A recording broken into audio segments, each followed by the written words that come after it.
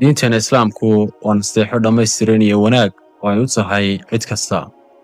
xadiiskan uu warinayo can abi ruqayata tamiim ibnu aws addaari radia allahu canhu ana nabiya sala allahu alay wasalam qaal addiinu nasiixa qulnaa liman qaala lilahi walikitaabihi walirasuulihi walia'immati almuslimiina wacaamatihim rawaahu muslim.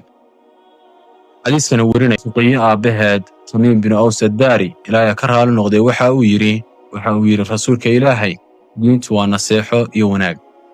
saxaabadu waxay dhaheen waxaan ku nidhi rasuulka ilaahayow yay diintu naseexa u tahay? waxa uu yidhi ilaahay bay u tahay, kitaabkiisa ayay u tahay, rasuulkiisa ayay u tahay, madaxda muslimiinta ayay u tahay iyo guud ahaan caamada muslimiinta.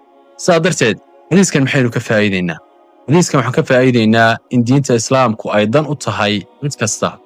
ilaahay subxaanahu watacaala ayay wanaag iyo naseexo u noqonaysaa. ilaahay waxba inoogama baahna cibaadadeenna, laakiin naseexada isaga u noqonaysaa waxay tahay marka addoommadiisu qii uu faray ay qaataan oo keligii ay caabudaan oo waxdaaniyadda iyo mulkiga ay keligii u qiraan oo addoommo dhammaystiran ay noqdaan. kitaabkiisa ayay naseexa u noqonaysaa oo mar kale uu noqdo ficil lagu dhaqmayo iyo mid ka mid a kutubtii samaawiga ahayd ee ilaahay hadalkiisa ah uu yahay loo qiro oo weliba dastuur iyo sharci lagu dhaqmayo uu noqdo.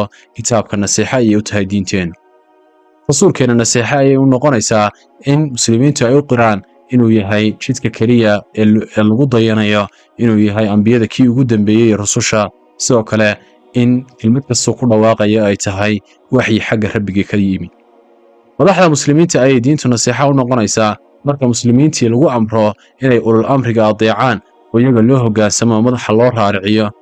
caamada muslimiintana diinta islaamku waxay dan ugu noqonaysaa marka ay ka dhigtaan kitaabkooda iyo rasuulkooda iyo diintoodaba waddada ay ku hanuunayaan oo ay ku liibaanayaan iyo sharciga ay ku kala baxayaan adduun iyo aakhirabana ay ku badbaadayaan. bishaaro waxaa loogu bishaaraynayaa dhammaan bulshooyinka Soomaaliyeed ee daafaha caalamka joogta in markaska Al-Hidaaya Islamic Center uu diiwaan gelin doono arday cusub. markaskan ayaa waxa uu bixiyaa duruus ay ka mid tahay aasaaska diinta islaamka sida higaada qur'aanka oo hab tajwiida loo barayo, caqiidada, barashada farteena Soomaaliga iyo dhaqanka, iyo in weliba salaada laga saxo iyo waxyaalaha caqiidada ku tacalluqa. haddii aad u baahantahay waxaad nagala soo xiriiri kartaa lambarkan aan kuu sheegayo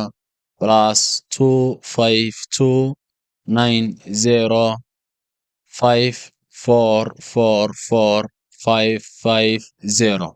aad baa u mahadsantahay.